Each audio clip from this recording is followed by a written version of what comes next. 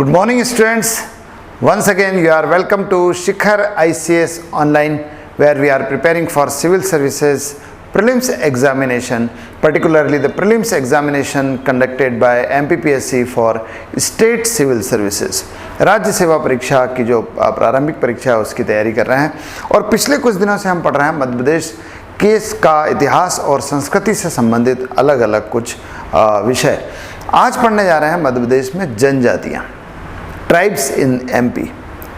देखिए एमपी जो है एक ट्राइबल प्रॉन रीजन है, एक जनजातीय बहुल राज्य है जहाँ अलग अलग जनजातियाँ जो है निवास करती हैं और जनजातियों की बहुलता है जनसंख्या की दृष्टि से भी। तो हम पढ़ेंगे आज ये कि मध्य प्रदेश में कौन कौन सी जनजातियाँ हैं, मध्य प्रदेश में जो जनजातियां हैं उनका क्षेत्रीय वितरण कैसा है, उनका रीजनल डिस्ट्रीब्यूशन कैसा है, कौन से क्षेत्र में कौन सी जनजातियां रहती है।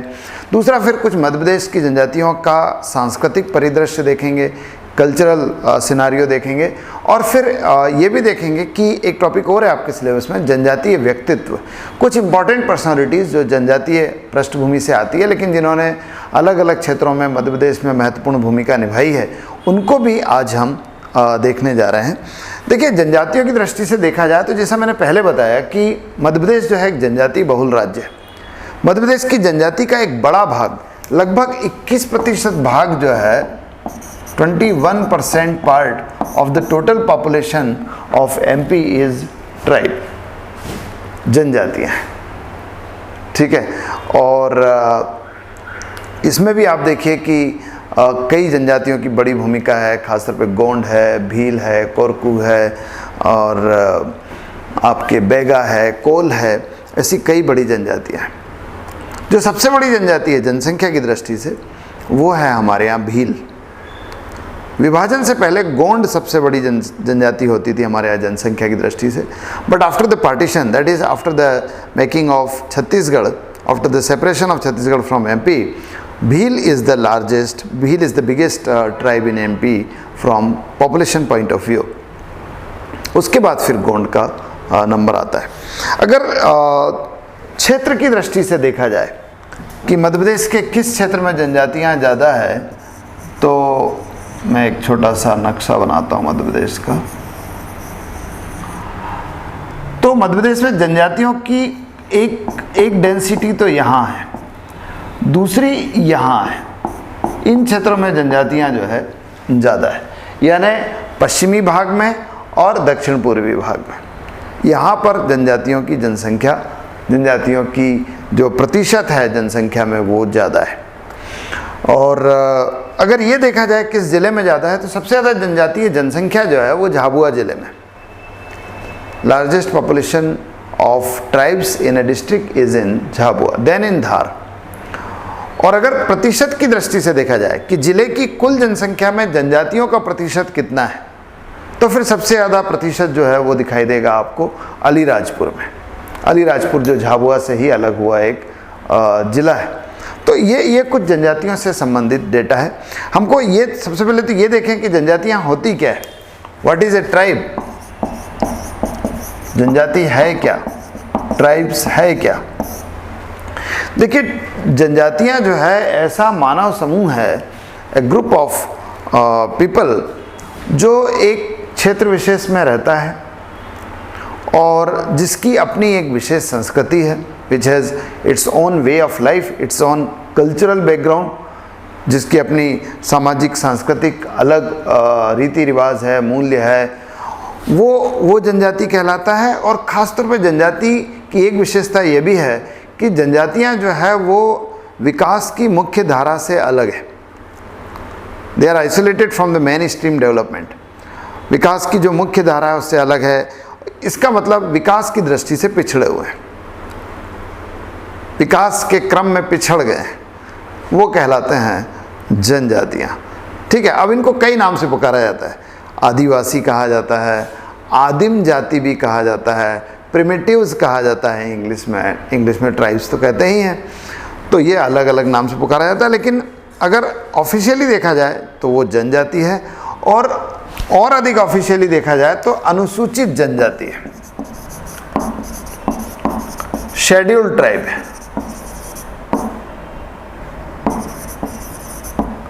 Scheduled tribes. शेड्यूल्ड ट्राइब यानी ऐसी जनजातियां जिन्हें केंद्र सरकार द्वारा या कहें राष्ट्रपति द्वारा आर्टिकल 342 के अनुसार शेड्यूल किया गया है। ट्राइब्स तो वह है जिनकी अपनी विशेष संस्कृति है, विशेष क्षेत्र में रहते हैं, विकास की दृष्टि से पिछड़े हुए हैं। अब उन ट्राइब्स में से जिसको राष्ट्रपति द्वारा आर्टिकल 342 के अनुसार शेड्यूल किया गया है वो कहलाती है शेड्यूल्ड ट्राइब या अनुसूचित जनजातियाँ। ठीक है, तो ये है जनजातियाँ। अब मध्य प्रदेश में अगर जनजातियाँ देखा जाए तो मैंने बताया कि भील है, गोंड है, कोरकू है, आपके बैगा है और भारिया है, सहरिया है, कोल है, पनिका है, खैरवार है, बहुत सारी जनजातियाँ और उनकी कई उपजातियाँ भी हैं। ठीक है, तो हम देखते हैं कि कौन सी जनजातियाँ मध्य प्रदेश के किस क्षेत्र में निवास करती है। तो जैसे सबसे पहले तो बात करें भीलों की। ठीक है, भील सबसे बड़ी जनजाति है मध्य प्रदेश की। देखिए भील जो है वो निवास करती है इस भाग में, मध्य प्रदेश के पश्चिमी और दक्षिण पश्चिमी भाग में, खासतौर पे झाबुआ, अलीराजपुर, धार, बड़वानी, कुछ खंडवा और खरगोन में भी भील जनजाति निवास करती है। इनकी जनसंख्या ज़्यादा है वहाँ पर। दूसरी चीज़ ये है कि भील जनजाति जो है कई उपजातियों में बटी हुई है। इट इज़ डिवाइडेड इनटू सब ट्राइब्स। सब ट्राइब्स की बात की जाए तो जैसे नायक है, धानुक है, राठवा है, भिलाला है, तड़वी है, ऐसी कई जनजातियां जो है, कई उपजातियां होती है भीलों की। अब इसमें ध्यान रखना जो तड़वी है वो मोस्टली वो लोग हैं जो कन्वर्टेड मुस्लिम्स है भील ही, पर वो मुस्लिम में कन्वर्ट हो गए हैं, तो वो लोग कहलाते हैं तड़वी। तो भील जनजाति जो है इस मैंने बताया कि सबसे बड़ी जनजाति है और इसकी पॉपुलेशन अगर सबसे ज़्यादा देखी जाए तो वो पाई जाएगी झाबुआ में। ठीक है, इसके अलावा आप देखिए कि गोंड है।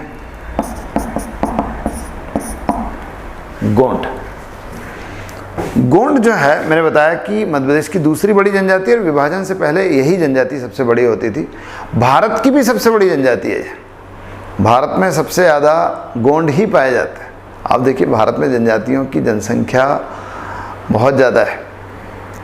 विश्व की दृष्टि से भी देखा जाए, ग्लोबल पॉइंट ऑफ व्यू से भी देखा जाए तो अफ्रीका के बाद सबसे ज़्यादा जनजाति भारत में ही है और उस भारत में सबसे बड़ी जनजाति है गोंड। तो अगर ठीक से स्टेटिस्टिक्स निकाली जाए तो हो सकता है कि गोंड विश्व की ही सबसे बड़ी जनजाति हो। ठीक है, तो गोंड जो है ये भी कई उपजातियों में बटे हुए हैं। कई उपजातियाँ उनके प्रोफेशन, उनके व्यवसाय की दृष्टि से अलग अलग उपजातियों में बटे हुए हैं। जैसे गोंड की बात करें तो जैसे प्रधान है, प्रधान, ओझा, नगारची, सोहलास, अगारिया, ये सब जो है गोंडों की उपजातियाँ होती हैं। इसमें से प्रधान वो जो होते हैं जो गांव के मुखिया, एक क्षेत्र विशेष की जनजातियों के मुखिया होते हैं, वो प्रधान कहलाते हैं। और ओझा वो जो होते हैं झाड़ फूक या जो इलाज करने का काम करते हैं। नगारची वो होते हैं जो नगाड़े बजाने वाले होते हैं। और अगारिया जो है खासतौर पे, अगारिया को कई बार अलग जनजाति के रूप में भी बताया जाता है, लेकिन अगारिया जो है गोंडों की ही एक उपजाति है। और अगारिया जो है खास तौर पे इसलिए जाने जाते हैं क्योंकि वो जो लोह अयस्क होता है, आयरन ओर होता है, उसको गलाने की कला को जानते हैं और इसके अलावा लोहे की वस्तुएं बनाने के भी विशेषज्ञ होते हैं। तो अगारिया इसके विशेषज्ञ हैं। ठीक है, लोहे की वस्तुएं बनाने के, लोहे को गलाने और लोहे की वस्तुएं बनाने, तो शायद अग्नि से उनका नाम अगारिया पड़ा है क्योंकि अग्नि, कोयला वगैरह जला के जो है वो लोहे को गलाते हैं। तो गोंड कहाँ पाए जाते हैं? गोंड अगर देखा जाए तो इस क्षेत्र में पाए जाते हैं गोंड। इस क्षेत्र की बात करें मतलब कौन से ज़िले, तो ये जबलपुर से लेके जबलपुर, मंडला और आपका जो डिंडोरी है, बालाघाट है, छिंदवाड़ा है, बैतूल है, सिवनी है, यहाँ पर पाई जाती है गोंड जनजाति। ठीक है। और गोंडों के बाद फिर अगर बड़ी जनजातियों की बात करें तो कोरकू एक बड़ी जनजाति है। कोरकू जो है वो एक शब्द होता है प्रिमिटिव ट्राइब्स। प्रिमिटिव ट्राइब्स यानी ऐसी जनजातियाँ, वैसे तो जनजातियाँ पिछड़ी होती है, लेकिन जनजातियों में भी जो बहुत आदिकालीन, बहुत आरंभिक जीवन शैली में जी रहे हैं, बहुत पिछड़ा जीवन जी रहे हैं, बैकवर्ड लाइफ स्टाइल है, वो कहलाते प्रिमिटिव्स। तो प्रिमिटिव ट्राइब्स कहते हैं उनको, आदिम जनजातियाँ कहते हैं। तो कोरकू इसी तरह की एक जनजाति है। और दो उपजातियाँ हैं इसकी, एक तो नहाल है, नहाल, और मोवासी रूमा।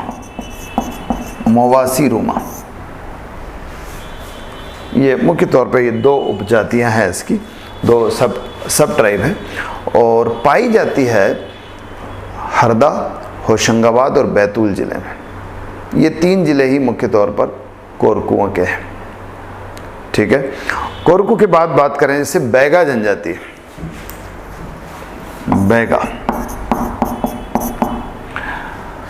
बैगा जो है ये भी मध्य प्रदेश की एक प्रिमिटिव ट्राइब है। और बैगा हो, चाहे कोरकू हो, चाहे एक और जनजाति हम आगे बात करेंगे सहरिया, इन सब की जनसंख्या भी कम हो रही है।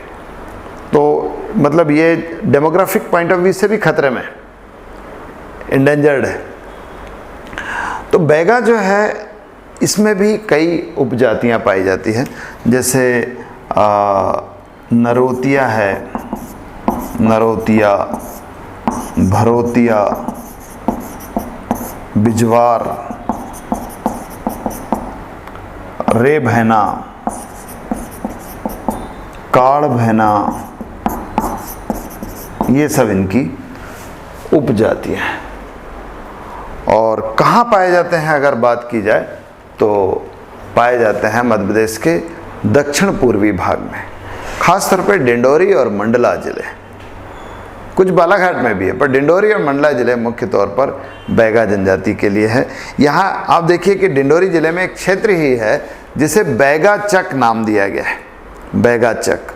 तो हम वही पढ़ेंगे बैगा जनजाति से संबंधित कुछ सांस्कृतिक पृष्ठभूमि की चीज़ें भी, तो बैगा चक में विशेष रूप से दिखाई देती है। तो बैगा जनजाति यहाँ पाई जाती है। इसके अलावा फिर और जातियों की बात करें तो जैसे भारिया जनजाति है मध्य प्रदेश में।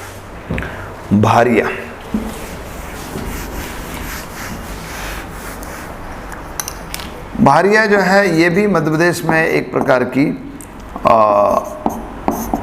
ऐसी जनजाति है जो थोड़ी, जिनकी जनसंख्या कम हो रही है और जो बहुत पिछड़ा जीवन, जो आदिम जनजाति जिसको कहते हैं, वैसी ही है। और भारिया जो है वो पाए जाते हैं हमारे यहाँ छिंदवाड़ा ज़िले में। छिंदवाड़ा ज़िले में तामिया तहसील में एक जगह है पातालकोट। पातालकोट बहुत विश्व प्रसिद्ध जगह है भारिया जनजाति के लिए। एक तो इसलिए भी है क्योंकि यहाँ पर जो है सूरज बहुत कम देर रहता है, क्योंकि थोड़े गड्ढे में है, और यहाँ के कई गांव जो है भारिया जनजाति के गांव हैं। भारिया इसलिए भी प्रसिद्ध है क्योंकि भारिया जो है फूड प्रिजर्वेशन के एक्सपर्ट होते हैं, खाद्य संरक्षण के और औषधि के विशेषज्ञ माने जाते हैं भारिया। तो भारिया जनजाति पाई जाती है छिंदवाड़ा ज़िले के पातालकोट में। इसके अलावा आप देखिए कि हमारे यहाँ पनिका जाति पाई जाती है। पनिका इस तरफ, ये वाले इलाके में, सीधी सिंगरौली वाले क्षेत्र में पनिका जनजाति है। और इसी क्षेत्र में एक और जनजाति है खैरवार। पनिका और खैरवार लगभग एक ही क्षेत्र में पाए जाते हैं, सीधी, सिंगरौली, शहडोल वाले क्षेत्र में। एक जनजाति कोल है। कोल की एक उपजाति रोतेल भी है। कोल की ही एक जनजाति रोतेल, रोतेला, रोहिया, ये इसकी उपजातियां हैं। और कोल जो है एक बड़े क्षेत्र में पाए जाते हैं मध्य प्रदेश के उत्तर पूर्वी भाग में। जबलपुर से लेके रीवा तक, जबलपुर, कटनी, रीवा, शहडोल, यहाँ पाए जाते हैं कोल। फिर एक जनजाति है कंवर। अब ये कंवर भी है, कुछ कमार भी है इनमें। कंवर और कमार बेसिकली छत्तीसगढ़ की जनजाति है, लेकिन छत्तीसगढ़ के से लगे हुए कुछ क्षेत्रों में हमारे यहाँ सीधी में, सिंगरौली में, अनूपपुर में, यहाँ पर पाए जाते हैं कंवर या कमार। ठीक है। फिर एक जनजाति हमारे यहाँ है हलबा।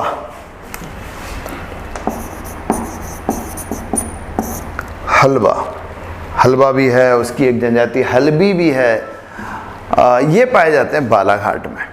ये भी मुख्य तौर पर छत्तीसगढ़ की जनजाति है, लेकिन मध्य प्रदेश के कुछ लगे हुए क्षेत्रों में, बालाघाट वाले क्षेत्रों में हलबा पाए जाते हैं। एक जनजाति और होती है भतरा। भतरा, अब भतरा भी छत्तीसगढ़ से लगे हुए क्षेत्रों में बालाघाट में पाई जाती है। मतलब जहाँ हलबा पाए जाते हैं वहीं भतरा पाए जाते हैं। तो ये कुछ प्रमुख जनजाति है। अगर उत्तर की बात करें तो यहाँ एक सहरिया जनजाति और पाई जाती है। सहरिया, सहरिया जो है ये राजस्थान से लगे हुए क्षेत्रों में, खासतौर पे शिवपुरी में और श्योपुर में और ग्वालियर में, यहाँ पाए जाते हैं आपके सहरिया जनजाति। सहरिया भी प्रिमिटिव ट्राइब है और इनकी जनसंख्या भी हमारे यहाँ धीरे धीरे कम हो रही है। तो ये कुछ प्रमुख सी जनजातियाँ हैं मध्य प्रदेश में और उनका क्षेत्रीय वितरण है। ठीक है। अब ध्यान रखना कि हमारे यहाँ जो जनजातियाँ, उनमें से कुछ जनजातियों को विशेष जनजाति का दर्जा दिया गया है। विशेष जनजाति इसलिए क्योंकि वो या तो बहुत ज़्यादा आदिम शैली का जीवन व्यतीत कर रही है, या फिर इसलिए भी क्योंकि उनकी जनसंख्या कम हो रही है, वो डेमोग्राफिकली उनका डिटेरियरेशन हो रहा है और उनका क्षरण हो रहा है और वो खतरे में है, एंडेंजर्ड है।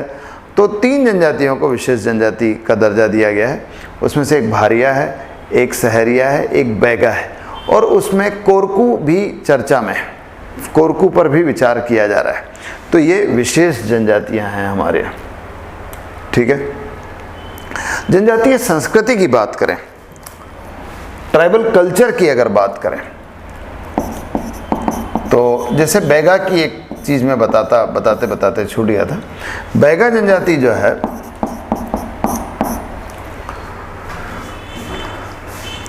बैगा जनजाति जो है वो मंडला डिंडोरी की एक प्रमुख जनजाति है। और इस जनजाति में ये माना जाता है कि वो पृथ्वी को माँ मानते हैं, और पृथ्वी को माँ मानते हैं इसी कारण वो पृथ्वी के सीने पर हल नहीं चलाना चाहते, इसलिए वो हल चलाकर खेती करते ही नहीं हैं। वो कृषक है, खेती करते हैं और थोड़ा बहुत पशुपालन करते हैं, but they do not use plough, they do not plough there land. क्यों नहीं करते, वो मैंने बताया कि उनका अपनी जो है धार्मिक आस्था और भावनाएं हैं उसके प्रति, their religious faith is there, और उसके कारण हल नहीं चलाते। और इसके कारण क्या होता है कि वो एक विशेष प्रकार की कृषि करते हैं जिसको हम शिफ्टिंग कल्टीवेशन कहते हैं, स्थानांतरित कृषि करते हैं। यानी एक जगह पर खेती करेंगे, उसको वहाँ के वन को काट देते हैं, जब पेड़ पौधे सूख जाते हैं तो उसको जला देते हैं, और जलाने के बाद जो राख होती है उसमें बारिश आने पर बीज बोते हैं, और कुछ दिनों बाद 1-2 बार उस पर खेती करते हैं। और जब वहाँ की फर्टिलिटी कम हो जाती है, उर्वरता कम हो जाती है, तो उस ज़मीन को छोड़ के दूसरी जगह चले जाते हैं और वहाँ फिर यही प्रक्रिया अपनाते हैं, जंगल काटते हैं, जला देते हैं और फिर राख में खेती करते हैं। This is called to be the shifting cultivation. Bharat में कई जनजातियाँ करती है, बैगा भी करती है, और बैगा उसको बेवार कहते हैं, बेवार। ठीक है। अब देखिए ऐसा है कि शिफ्टिंग कल्टीवेशन जो है वो एक प्रकार से हैजार्डस है from environment point of view. पर्यावरण के संरक्षण की दृष्टि से आप देखिए कि खराब है, क्योंकि बार बार जंगल काटे जाएंगे। दूसरा ये है कि आर्थिक विकास में भी एक प्रकार की बाधा है, आर्थिक विकास में एक प्रकार की बाधा है ना, क्योंकि इसके कारण जो है उत्पादन कम होगा, और उसके कारण फिर अंततः जनजातियों का जो आर्थिक स्तर है वो निम्न बना रहेगा। तो सरकार इसको डिमोटिवेट करती है, सरकार इसको रोकती है, सरकार ने इस पर बैन लगा रखा है। लेकिन बैगा पॉसिबली इंडिया की एकमात्र जनजाति है which is officially permitted to perform shifting cultivation. एकमात्र जनजाति है जिसको सरकार ने अपनी तरफ से जो है स्थानांतरित कृषि की अनुमति दे रखी है, लेकिन एक सीमित क्षेत्र में। वही बैगाचक क्षेत्र जो है, बैगाचक डिंडोरी में है, उस क्षेत्र में उनको आधिकारिक रूप से अनुमति दी है कि वो आप शिफ्टिंग कल्टीवेशन इस क्षेत्र में कर सकते हैं। ठीक है, तो ये बैगा जनजाति की एक बड़ी खास चीज़ है। ध्यान रखना, मध्य प्रदेश की जो अधिकांश जनजातियां हैं वो रेस की दृष्टि से, नस्ल की दृष्टि से अगर देखा जाए, एक टर्म होता है प्रजाति। प्रजाति प्रजाति यानी मानव के कुछ विशेष और सामान्य शारीरिक लक्षणों के आधार पर मानव को अलग अलग समूहों में बांट देना on the basis of their physical features, common physical features. Human are classified into different categories. जैसे आपने देखा होगा अफ्रीका में जो लोग रहते हैं उनके घुंघराले बाल, गहरा काला रंग, चपटी नाक होती है और थोड़ा कम हाइट होती है, वो कहलाते हैं निग्रो। जो चीन में, कोरिया में, जापान में रहते हैं पीले रंग के सीधे बाल वाले, ऐसे गाल की हड्डी उभरी हुई, वो कहलाते हैं मंगोलाइड्स। तो ऐसे मध्य प्रदेश की जो जनजातियां हैं वो किस नस्ल में आती है अगर इस तरह से पूछा जाए तो most of the tribes in MP are proto Australoid. Proto Australoid, Gond, Baiga और कमार, ये सब जो है, कोल, ये सब जो है प्रोटो ऑस्ट्रेलाइड। लेकिन मध्य प्रदेश की जो भील जनजाति है नस्ल की दृष्टि से वो अलग है। वो कुछ लोग कहते हैं कि वो थोड़े से मेडिटेरेनियन है, थोड़े से भूमध्य सागरीय नस्ल के हैं, भूमध्य सागरीय, या आप कह लीजिए मेडिटेरेनियन है। या एक टर्म और यूज किया जाता है वेस्टर्न ब्रॉड हेडेड, पश्चिमी चौड़े सिर वाले। तो पश्चिमी चौड़े सिर वाले भी कहा जाता है इनको नस्ल की दृष्टि से। किसको? भील को। बाकी भील को छोड़ दिया जाए तो मध्य प्रदेश की अधिकांश जनजातियां जो है प्रोटो ऑस्ट्रेलाइड है। खैर, हम तो बात कर रहे थे कल्चर की। देखिए, जनजातियों में विवाह के बड़े विशेष रूप आपको दिखाई देंगे, विवाह के अलग अलग रूप दिखाई देंगे। मोस्टली क्रय विवाह यहाँ होता है, जिसको हम परचेज मेमोरी कहते हैं, परचेज मैरिज कहते हैं।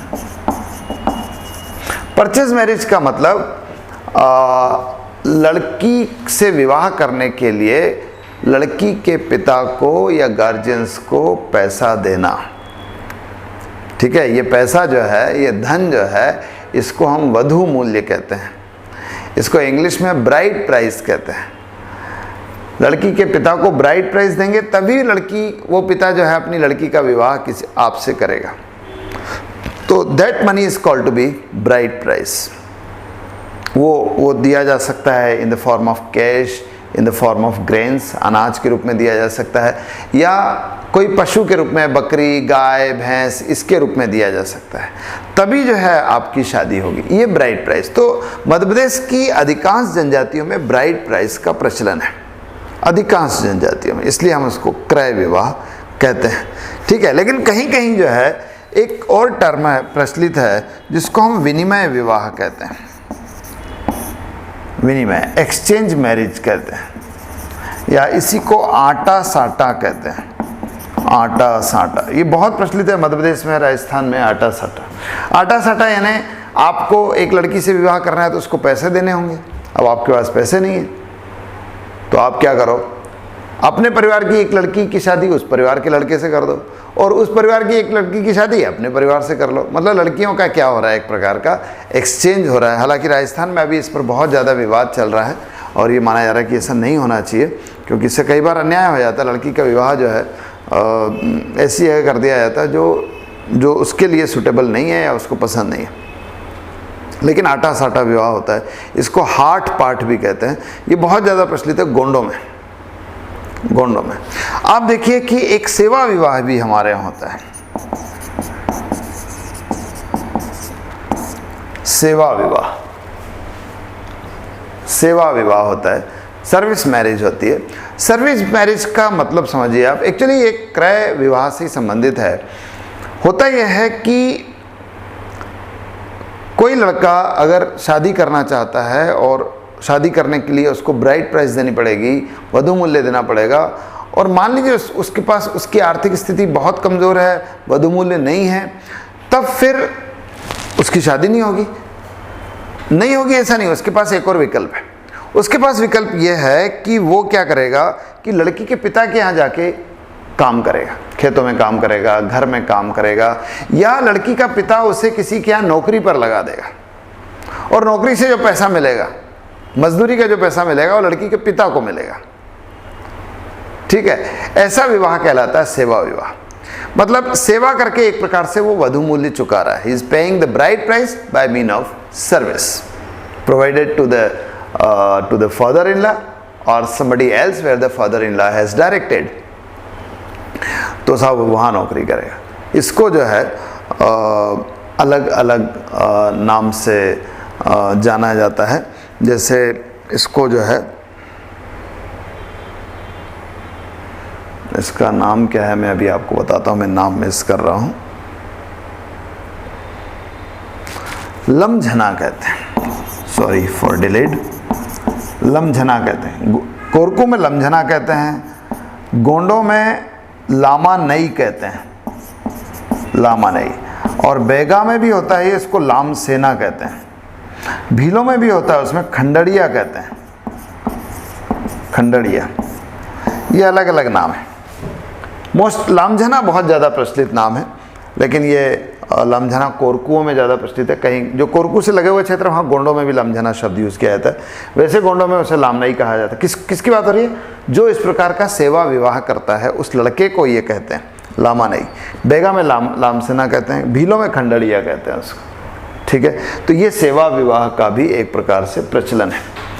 गोंडों में एक विवाह और बहुत ज़्यादा प्रचलित है मध्य प्रदेश के गोंडों में खासतौर पे, वो है आपका दूध लौटावा। दूध लौटावा, दूध लौटावा का एक बड़ा खास मतलब है। दूध लौटावा एक ऐसा विवाह है जिसमें मामा और बुआ, इनके बच्चों के बीच में आपस में विवाह किया जाता है। बुआ की लड़की और मामा का लड़का, इसके बीच में विवाह किया जाता है। जैसे मान लीजिए ये ए एक फैमिली है, ये बी एक फैमिली है। इसने अपनी लड़की का विवाह बी के लड़के से कर दिया, मतलब ए ने अपनी लड़की इनको दे दी। ठीक है, अब इस परिवार का जो लड़का था, इस परिवार का कोई लड़का होगा ए परिवार का, उनका बच्चा होगा मान लो। ठीक है, तो उस बेटे का विवाह बी परिवार की कोई लड़की या इसी लड़की की जो लड़की होगी उससे करेंगे।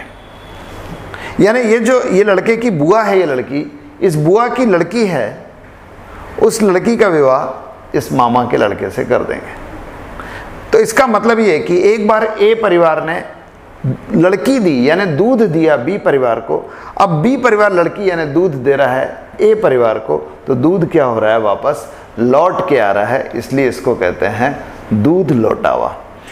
गोंडों में बहुत ज़्यादा होता है मतलब दूध लौटावा विवाह इतना ज़्यादा प्रचलित होता है कि अगर बुआ अपनी लड़की की शादी मामा के लड़के से नहीं करती है, यानी somebody refuse to make this दूध लौटावा मैरिज, तो उसको एक प्रकार का कंपेंसेशन देना पड़ता है। इसके लिए समझ रहे हैं आप, कंपेंसेशन देना पड़ेगा कि आप लड़की नहीं दे रहे तो फिर आप कुछ पैसा दो ताकि हम किसी और लड़की से विवाह करेंगे।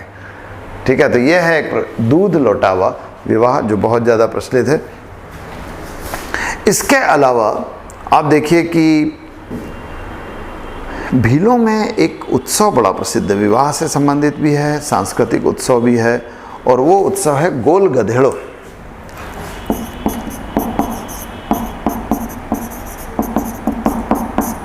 गोल गधेड़ो। गोल गधेड़ो एक उत्सव है जो दशहरे से दिवाली के बीच में भील गांव में मनाया जाता है। भीलों का उत्सव है जिसमें गांव के बीच में, गांव का कोई जो चौराहा होगा, कोई मैदान जैसा होगा, वहाँ पर एक बहुत ऊंचा लकड़ी का खंबा गाड़ते हैं और उस खंबे के टॉप पर एक रुमाल में कुछ पैसे, मिठाई, गुड़, नारियल ऐसा एक गमछे में बांध के ऊपर बांध देते हैं। अब प्रतियोगिता होती है एक कि गांव और आसपास के जो लड़के हैं वो ऊपर जाएंगे और उस गमछे को खोल के लेके आएंगे, ठीक है। लेकिन वो इतना आसान नहीं है, उसमें कई बाधाएं हैं।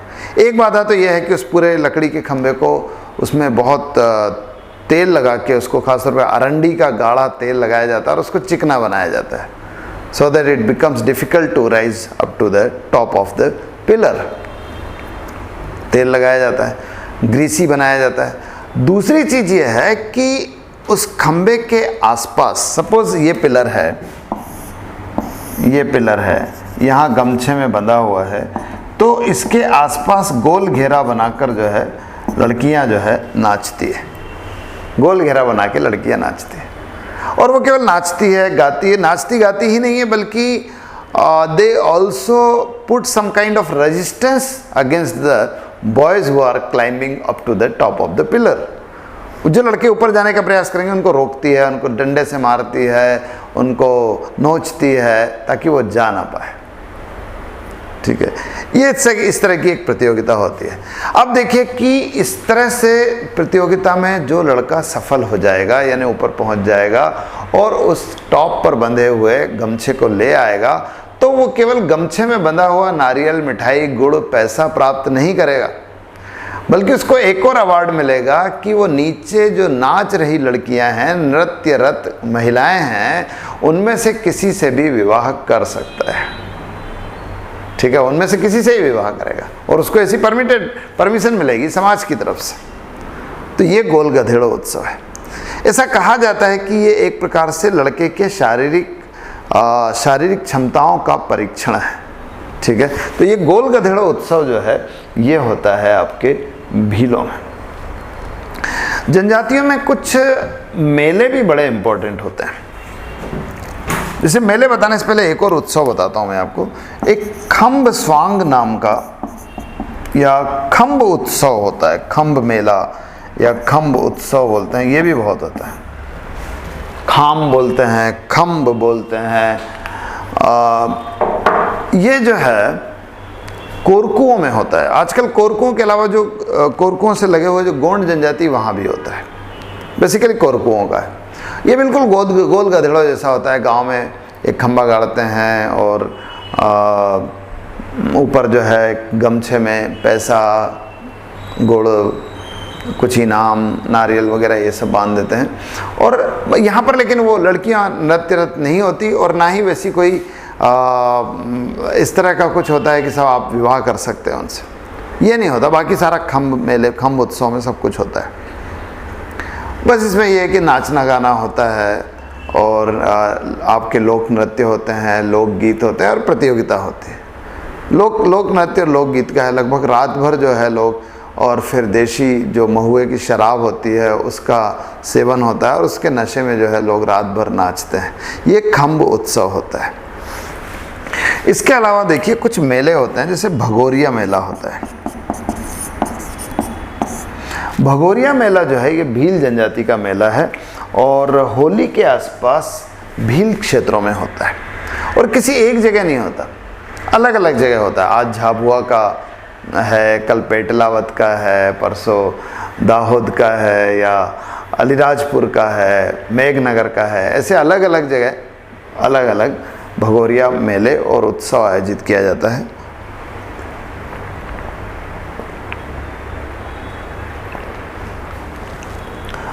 ये भी बड़ी खास चीज़ है कि भगोरिया जो है मेला भी है, एक प्रकार का हाट बाज़ार भी है, एक प्रकार का उत्सव भी है। और एक और चीज़ है जो मैं आपको अभी बताता हूँ। तो भगोरिया मेला आयोजित होता है, इसमें भंगोरा देव की पूजा की जाती है। भंगोरा देव की पूजा की जाती है। और अलग अलग दिन अलग अलग नाम होते हैं भगोरिया के। उजड़िया हाट, गुगलिया हाट, भगोरिया हाट। ऐसे जिस दिन भंगोरा देव की पूजा होती है उस दिन भगोरिया हाट होता है। तो इसमें जो है नृत्य गान होता है, नाचते गाते हैं। वो जो नृत्य है उसको भी भगोरिया नृत्य ही कहा जाता है। युवक और युवतियां मिलकर करते हैं और एक ढोल की ताल पर, जिसको मांदल कहा जाता है, लोकल भाषा में वहाँ पर मांदल कहा जाता है। इसके अलावा एक हाट बाज़ार भी लगता है जिसमें लोग अपनी आवश्यकता की वस्तुएं खरीदते हैं और बेचते हैं। ठीक है। लेकिन मैंने बताया कि इसका एक और महत्व है कि भगोरिया उत्सव जो है भीलों में प्रणय निवेदन का भी एक उत्सव माना जाता है। प्रणय निवेदन का उत्सव या विवाह के प्रस्ताव का भी उत्सव माना जाता है। ऐसा माना जाता है कि यहाँ पर लड़के या लड़कियाँ जो है एक दूसरे को विवाह का प्रपोजल दे सकते हैं, विल यू मैरी मी कह सकते हैं। तो उसके लिए शायद लड़का जो है वो लड़की को गुलाल लगाता है और लड़की अगर गुलाल लगवा ले इसका मतलब जो है she is ready to marry. और अक्सर वो यहाँ से भाग जाते हैं क्योंकि कई बार क्या होता है कि सामाजिक बंधन होते हैं जिसके कारण विवाह नहीं कर सकते। जैसे मैं आपको बताऊं, भील जनजाति जो होती है पाल में बटी होती है। पाल एक गांव समझ लीजिए पाल होता है। तो एक पाल के लड़के और लड़की आपस में विवाह नहीं कर सकते। लेकिन मान लीजिए कि प्रेम संबंध एक पाल के ही लड़के लड़कियों के बीच में है, तब जो है पाल का जो नियम है उनके विवाह में बाधा बनता है। तो वो फिर भाग के शादी कर लेते हैं और अक्सर भाग जाते हैं भगोरिया मेले से। भगोरिया मेले से भाग जाते हैं। तो इसलिए भगोरिया जो है वो प्रणय निवेदन का भी एक अवसर होता है, एक उत्सव है। भगोरिया के अलावा आप देखिए कि हमारे यहाँ मढ़ई नाम का मेला भी होता है, जो मध्य प्रदेश के दक्षिण पूर्वी इलाकों में मढ़ई नाम का उत्सव और मेला मनाया जाता है गोंड जनजाति में। बालाघाट में, डिंडोरी, मंडला में यहाँ दिखाई देगा आपको। तो दशहरे के आसपास मढ़ई उत्सव होता है और इसमें दंतेश्वरी देवी की पूजा होती है, साल के वृक्ष की पूजा की जाती है। तो ये होता है आपका मढ़ई नाम का उत्सव। तो ये अलग अलग चीज़ें हैं मध्य प्रदेश में जनजातियों के सांस्कृतिक जीवन से। आप देखिए मध्य प्रदेश में जनजातियों के अलग अलग धार्मिक विश्वास और उनके जो है रिचुअल्स है, उनके कर्मकांड है अलग अलग। जैसे आप देखिए कि गोंड जनजाति में बड़ा देव की पूजा की जाती है। बड़ा देव या बूढ़ा देव भी होता है। कुछ जगह गोंड जनजाति में दूल्हा देव की पूजा की जाती है। दूल्हा देव और बड़ा देव ये बैगा जनजाति में भी होता है। क्योंकि बैगा और गोंड एक ही जगह पर रहते हैं तो उनमें थोड़ी थोड़ी समानता है। तो दूल्हा देव, बड़ा देव आपको गोंड जनजाति में भी, बैगा जनजाति में दिखाई देंगे। वैसे ये गोंड जनजाति के देवता है। भील की बात करें तो भील में तो मैंने एक तो बताया कि भंगोरा देव की पूजा होती है। जो भगोरिया मेला होता है उसके पहले दिन भंगोरा देव की पूजा होती है, इसलिए उसको भगोरिया मेला कहते हैं। दूसरा आप देखो कि बप्पा देव होता है। बप्पा देव या बप्प देव होता है, उसकी भी पूजा की जाती है। और बप्प देव की पूजा के लिए ही गांव के बाहर किसी पीपल के या आंवले के पेड़ के नीचे उनको जो है मिट्टी के खिलौने अर्पित किए जाते हैं। गांव के लोग मिट्टी के सुंदर सुंदर खिलौने बनाते हैं, बैल और भैंस और घोड़ा ऐसे बनाते हैं और उनको अच्छे रंगों से रंगते हैं और फिर देवताओं को समर्पित करते हैं। तो बप्पा देव होता है। बप्पा देव, बप्प देव और कुछ जगह बाप देव भी कहते हैं। और इसके अलावा भंगोरा देव की पूजा करते हैं। जैसे अलग अलग देवताओं की पूजा हमारे यहाँ की जा रही है। तो ये है जनजातियों का सांस्कृतिक परिदृश्य। अब इसके बाद एक चीज़ और कि मध्य प्रदेश में जनजातीय व्यक्तित्व की बात करें तो कुछ प्रमुख जनजातीय व्यक्तियों की हम बात कर रहे हैं।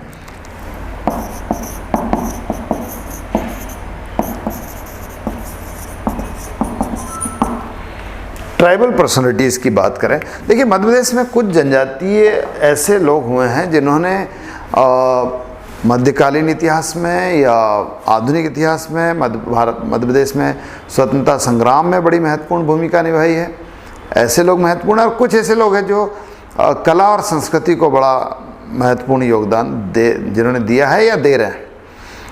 जैसे अगर मध्यकाल की बात करें तो रानी दुर्गावती एक महत्वपूर्ण जनजातीय कैरेक्टर है, जनजातीय पर्सनालिटी है। रानी दुर्गावती जो है गोंडवाना रियासत की रानी थी। वैसे राजकुमारी तो वो चंदेल राज्य की थी, महोबा की चंदेल राजकुमारी थी, कलिंजर की चंदेल राजकुमारी थी, सॉरी। और लेकिन वो उसका विवाह जो है गोंडवाना राज्य में दलपत शाह नाम के राजकुमार से हुआ था। संग्राम शाह का बेटा था दलपत शाह, उससे विवाह हुआ था। और दलपत शाह की मृत्यु के बाद गोंडवाना राज्य का संचालन दुर्गावती ने ही किया था। और 1564 में 1564 रानी दुर्गावती ने जो है अपने राज्य की रक्षा के लिए मुगल सेना से भी लड़ाई लड़ी थी 1564 में। इसको नरिया नाला का युद्ध बोलते हैं, नरिया नाला का युद्ध 1564। दुर्गावती ने ये युद्ध लड़ा मुगल अकबर के सेनापति आसफ खां के खिलाफ। हालांकि पराजित हुई उस युद्ध में पराजित हुई, लेकिन उसने शौर्य और बलिदान का एक अभूतपूर्व जो है उदाहरण जो है लोगों के सामने रखा कि how a window could fought against A super power like Akbar. उसके अगेंस्ट जबरदस्त लड़ाई लड़ी। हालांकि दुर्गावती ने इसके पहले बाज बहादुर को भी पराजित किया था। बाज बहादुर जो मांडू का शासक था, और इतनी बुरी तरह पराजित किया था कि उसके बाद बाज बहादुर ने जो है युद्ध लड़ना ही बंद कर दिया था, सोचिए। तो ये रानी दुर्गावती है। और कई पर्सनालिटी है, जैसे टंट्या भील है, जैसे टंट्या भील जो है वो बड़वानी के भील नायक है, उनको टंट्या मामा भी कहा जाता है। और टंट्या मामा जो है वो उन्होंने ख़ास तौर पे मतलब दो चीज़ें की। एक तो उन्होंने ग्रामीण परिवेश में जो स्थानीय लोगों के द्वारा जनजातियों पर, ग्रामीणों पर, गरीबों पर जो अत्याचार किए जा रहे थे, ख़ासतौर पे जमींदारों के द्वारा जो अत्याचार किए जा रहे थे, उसके विरुद्ध लड़ाई लड़ी। वो बड़वानी ज़िले में भीकन गांव में उनका मूल गांव था, वहाँ जो है उन्होंने इस तरह की लड़ाई लड़ी। जनजातियों का जो शोषण हो रहा था, उनके ऊपर जो अत्याचार हो रहे थे, उसके विरुद्ध उन्होंने लड़ाई लड़ी। दूसरी चीज़ जो है, उन्होंने 1857 के विद्रोह में भी भाग लिया है। अगर बात की जाए तो निमाड़ क्षेत्र में उन्होंने 1857 के विद्रोह का नेतृत्व किया, खासतौर पे तात्या टोपे की प्रेरणा से। आप देखिए कि हमारे यहाँ टंट्या मामा के नाम से पुरस्कार दिया जाता है, टंट्या मामा पुरस्कार है।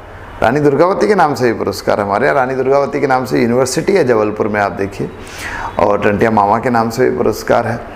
तो ये टंट्या मामा है। इनको बाद में निमाड़ में ही जो है फांसी दी गई थी 1868 के आस 1862 में, सॉरी। टंट्या भील के अलावा इसी निमाड़ क्षेत्र में दो बड़े नायक हुए हैं, एक खाज्या नायक और एक भीमा नायक। खाज्या नायक और भीमा नायक जो है, इन्होंने भी 1857 के विद्रोह में भाग लिया और अंग्रेजों से लड़ाई लड़ी है। दोनों ने, खाज्या नायक, भीमा नायक, दोनों निमाड़ में थे, खरगोन क्षेत्र में, और वहाँ खरगोन में इन्होंने जो है विद्रोह का नेतृत्व किया था। अगर भील लीडर्स की बात की जाए तो भील नहीं, जनजातीय लीडर्स की बात की जाए तो एक बादल भोई का नाम भी बड़ा इंपॉर्टेंट है।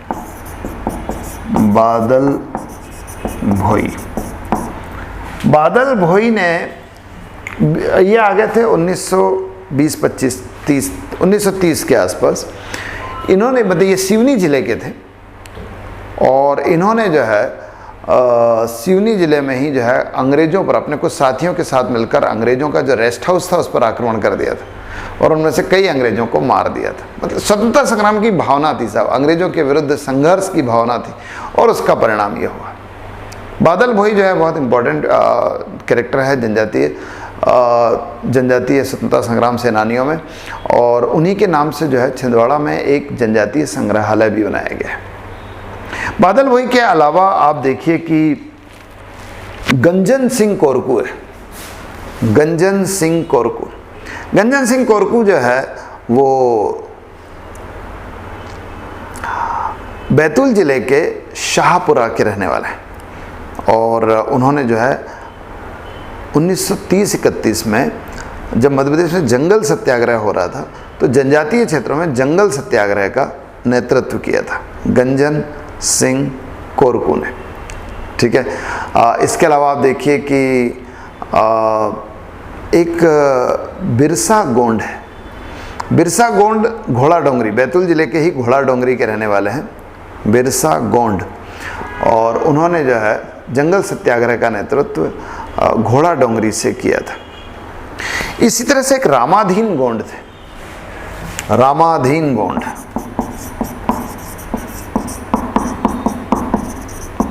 रामाधीन गोंड जो है वो मंडला के रहने वाले थे और उन्होंने 1942 का जब भारत छोड़ो आंदोलन चल रहा था तो उसका मंडला में नेतृत्व किया। जनजातीय क्षेत्रों में उन्होंने उस भारत छोड़ो आंदोलन का नेतृत्व किया था रामाधीन गोंड ने। तो ये कुछ जनजातीय व्यक्तित्व है जिन्होंने अलग अलग समय जो है स्वतंत्रता संग्राम में भाग लिया। स्वतंत्रता के बाद भी ऐसे कई लोग थे जो राजनीति में बहुत ज़्यादा सक्रिय रहे। खासतौर पे शिव भानु सिंह सोलंकी है जो मध्य प्रदेश के उप मुख्यमंत्री भी रहे हैं। एक जमुना देवी भी है जो भील जनजाति से थी और वो भी उप मुख्यमंत्री मध्य प्रदेश में रही है। तो ये लोग जनजातीय प्रतिनिधि थे, जनप्रतिनिधि, और मध्य प्रदेश की राजनीति में जो है बहुत आगे बढ़ चढ़कर भाग ले रहे थे। इसके अलावा आप देखिए कुछ लोग ऐसे हैं जो कला और संस्कृति के क्षेत्र में अपना योगदान दे रहे हैं। खासतौर पे आप देखिए मैं एक नाम लूँगा भूरी बाई का। भूरी बाई, भूरी बाई जो है वो एक पेंटर है, एक आदिवासी चित्रकार है और वो भीली चित्रकला की एक्सपर्ट है। उसको भीली चित्रकला भी बोलते हैं, उसको पिठोरा भी कहते हैं। तो पिठोरा चित्रकला की विशेषज्ञ है भूरी बाई। इनको अभी कुछ दिनों पहले पद्मश्री का अवार्ड भी मिला है, पद्मश्री से सम्मानित किया गया। ऐसे आप देखिए कि एक पेमा फत्या है, पेमा फत्या, ये भी पिठोरा चित्रकला जिसको भीली चित्रकला कहते हैं, भील जनजाति में प्रचलित है, उसके एक्सपर्ट थे, उसके बड़े सिद्ध हस्त कलाकार थे। और बात की जाए जनगढ़ श्याम की, जनगढ़ श्याम तो बहुत प्रसिद्ध चित्रकार है, गोंडी चित्रकला के प्रसिद्ध चित्रकार है और इनको भी मध्य प्रदेश सरकार ने शिखर सम्मान से सम्मानित किया था। लेकिन जापान में इनकी मृत्यु हो गई थी। जापान में गोंडी चित्रकला की एक वर्कशॉप को लीड कर रहे थे और वहीं उनकी मृत्यु हो गई थी। तो इनकी पत्नी भी बहुत अच्छी पेंटर है जिनका नाम ननकुसिया श्याम है, ननकुसिया श्याम। इसके अलावा आप देखिए कि एक आनंद श्याम है, वो इस तरह के गोंडी चित्रकला के एक बड़े चित्रकार है। एक जो है भज्जू श्याम है, भज्जू श्याम, वो भी गोंडी चित्रकला के एक बड़े चित्रकार है। तो इस तरह से जो है ये कुछ जनजातीय व्यक्तित्व है जो मध्य प्रदेश में काफ़ी प्रसिद्ध हुए हैं। जनजातियों के कुछ लोक संगीत है, लोक गीत है, लोक नाट्य है, लोक नृत्य है। तो वो मैंने मध्य प्रदेश के जो लोक संगीत है, लोक गीत है, लोक नाट्य है, लोक नृत्य है, उसमें आपको पढ़ा दिया है। ठीक है, तो ये पूरा मध्य प्रदेश में जनजातियों का परिदृश्य है। तो उम्मीद करते हैं कि आपको समझ में आया होगा, अच्छा लगा होगा। एक एक चीज़ आपको याद करनी, मैं शुरू से बताता रहा हूँ। मध्य प्रदेश जब भी हम पढ़ रहे हैं तो उसमें फैक्चुअल चीज़ें ही इंपॉर्टेंट है। आपको फैक्ट्स ही समझना है, फैक्ट्स ही याद रखना है और फैक्ट्स ही आपसे एग्ज़ाम में पूछे जाएंगे। तो आज के लिए इतना ही। Thank you very much. Have a good day.